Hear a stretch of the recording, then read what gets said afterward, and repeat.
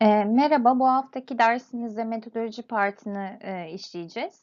Aslında yazması en kolay part metodoloji çünkü yani ne yaptığımızı en iyi biz biliyoruz ve sadece tek yapmamız gereken yaptıklarımızı sistematik bir şekilde uygun modeli kullanarak ve uygun kelimeleri kullanarak düzgün bir İngilizceyle prosedürü anlatabilmek için de doğru timeline'ları kullanarak karşıya aktarabilmek.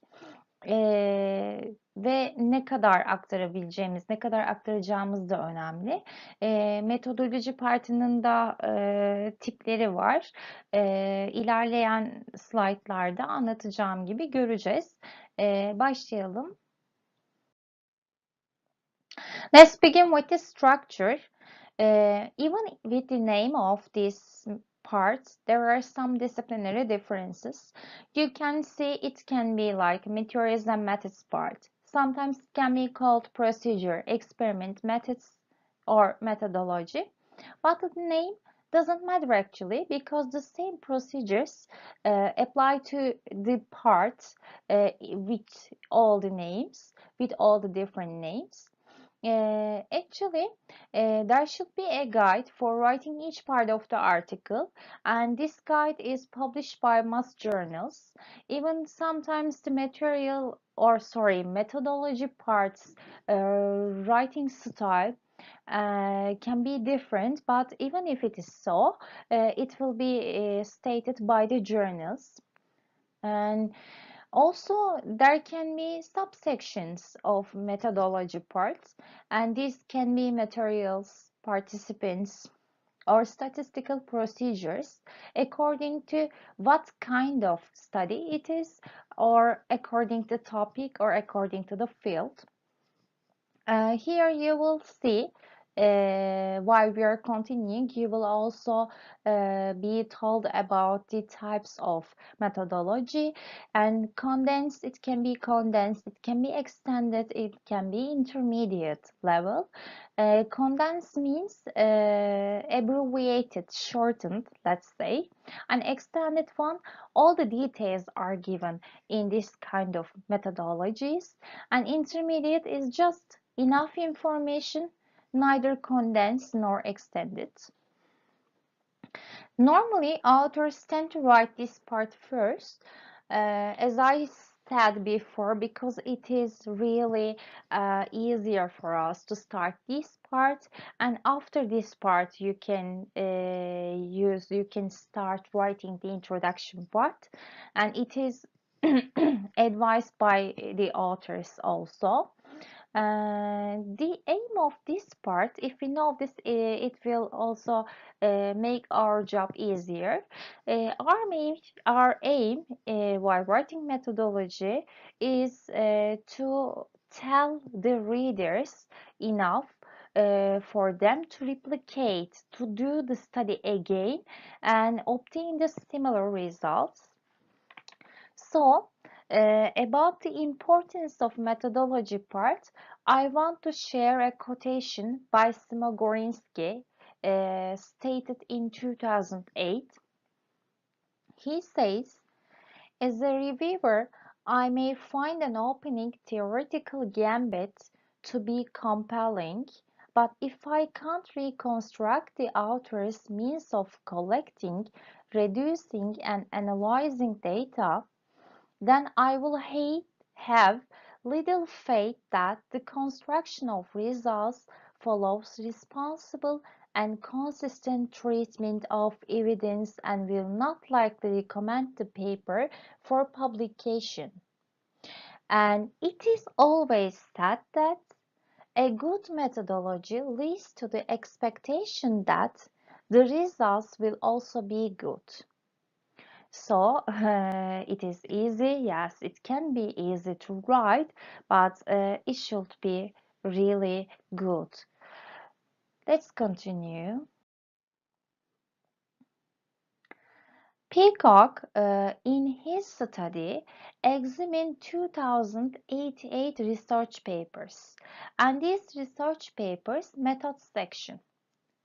And these papers come from different fields like biology, environmental science, business, law, Public and Social Administration. After examining and analyzing these methods parts, he came up with 7 moves. Move meaning a stretch of text with a specific communicative function. So the aims, let's say, the sentences with a specific aim. According to him, these 7 moves categorize or are characteristics of a method's part. Let's see these 7 moves here. It starts with overview, but it doesn't mean that you have to follow this order in your own methodology part. The order can be changed. Also, out of these 7 moves, some moves may not be found in your field, so be careful, but it's like a pool. The extreme level, you can see these 7 moves. Overview, what does it mean? It means a short summary of the research method and it is stated at or near the beginning of the method section. Research aims, questions or hypotheses. Beforehand, we put research question under the introduction category, but it is also possible you can state your own research questions in methods part. And you can also specify it by adding a research questions heading or title under the methods part. Here, you are expected to give a description of the research goals, the questions to be answered, or the hypothesis. For subjects, participant, and materials, in social sciences, it is really expected from you to describe the people, the group of people, and their specific characteristics, and description of the material. And for location, you are also expected to describe where the research took place and why did you take that specific location. What is the importance of that location and to your study? Limitations. When we say limitations, it can seem that the limitation of the study, but no. Here we underline the limitations of the methods used. Here you can focus on a shortcoming of the method and you can explain the shortcoming of that method, limitation of the method used. Data analysis, you can describe how the data will be analyzed or was analyzed, which methods of analysis you have chosen, like statistical, SPSS, or quality if your research is a qualitative one, content analysis maybe. You also have to define them.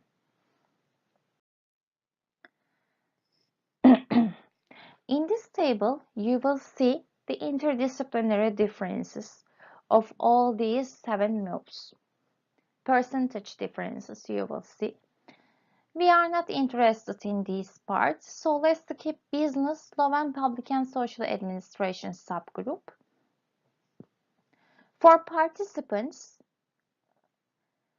92%, and you see the high percentages here. Subjects and participants are described in detail. Location are given. Yes, there is an inclination to give the location in these 3 group field. And procedure, obviously, it is stated. And data analysis method, it's stated. And limitations, be careful, maybe in public and social administration field, you may not have to tell about the limitation of the method. Maybe you don't want to talk about or write about this. Research aims and questions, you also see, it's like 50-50. Maybe in introduction part you can also give the research questions and aims. An overview. You also see here, you can also state the overview part. Okay, let's see whether this model applies to all the studies or not. To begin with, there is a section from a paper, meta section, investigating hypothetical consumer behavior in buying stolen, pirated, counterfeit goods from the black market. Read it and answer the question in the discussion part. Okay, you will see this article on the system, on the model, and you can read and you can answer the related discussion questions there.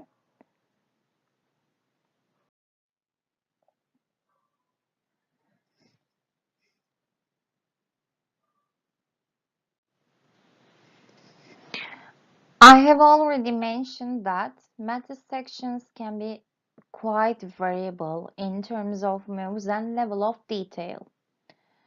Whether the methods are described in considerable detail depends on the type of study being done.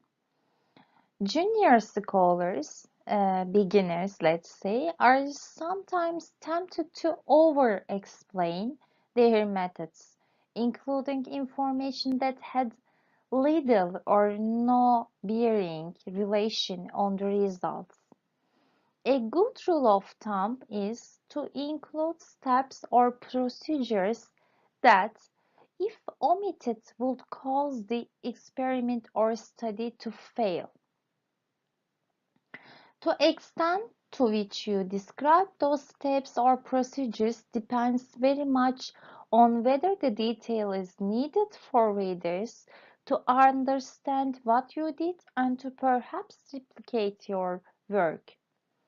Standard methods may require only a reference plus any modification to the method. Another consideration has to do with author positioning. How widely acceptable are your methods?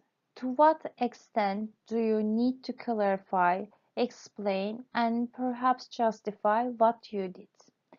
According to the answers of these questions, there comes three types of methods. Your method sections may be more condensed, which means abbreviated. Let's see an example. It is a biology study, I guess, and it says DNA was extracted from tissue and feather samples using the Koçman dynasty extraction kit. In addition of the was used for samples from feathers, polymerase chain reaction, etc. It is just the explanation of the basic steps taken.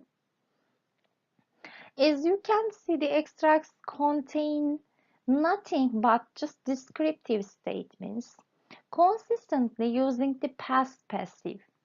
There is no chronology here, no use of personal pronouns, and no explanations or justifications for the procedure. Also notice that the fourth sentence, you see, PCR, it starts with this. It was done following protocols in Mindel et al.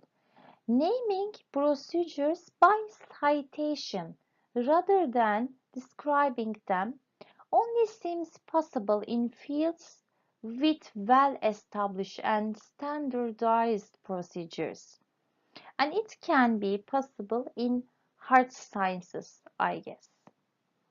We can consider this type of description as abbreviated, shortened, or condensed. Let's see another option type. Here you will see a part, let's see, from an extended meta section.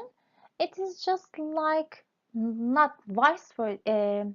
Vice versa, the shortened one, it is elaborated and it says more than necessary maybe. Let's see. The corpus for this study was constructed with a number of aims in mind. Given the preliminary nature of the topic, we wanted to cover a fairly wide range of fields. In order to gauge the extent of the phenomenon, we also felt it prudent to include among these fields those which we guess would have some use of imperatives such as statistics, geology. We eventually settled on the following. Okay, it seems like there is too much in here, huh? So, in effect, condensed methods state what the researchers did with little elaboration or justification. But extended methods present readers with a rationale of why and how researchers did what they did. So you see here, we wanted to do, we also felt, these are all cognitive, and we also say volitional verbs. And if you also want to create an extended methods part, so meaningly, you want to elaborate your methodology parts, you can provide useful background knowledge. You can provide the definitions and examples. You can use descriptions of procedural steps rather than citations or acronyms. You can include a number of justifications. Why did you want to do that? To determine this value, V, okay. And you can use cognitive or volitional verbs. We believed, we wanted to. And you can include by plus ing plus verb and how statements like this was done by reversing the order. You can employ a wide range of linking verbs and phrases like timed expressions such as next or prior to.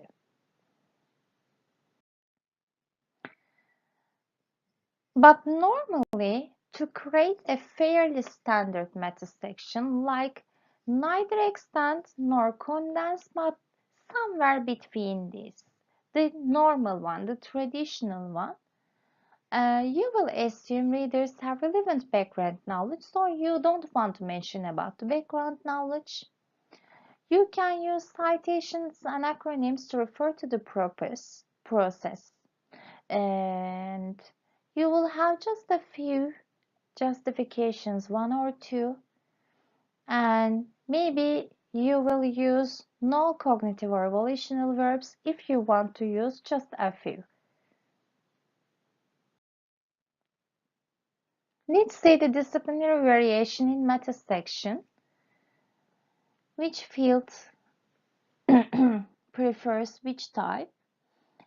My department prefers extended meta section, especially for telling the procedure. It is really important to tell all the procedures to make the readers be able to replicate the same study. But for your fields, your departments, I think the fairly standard one is acceptable.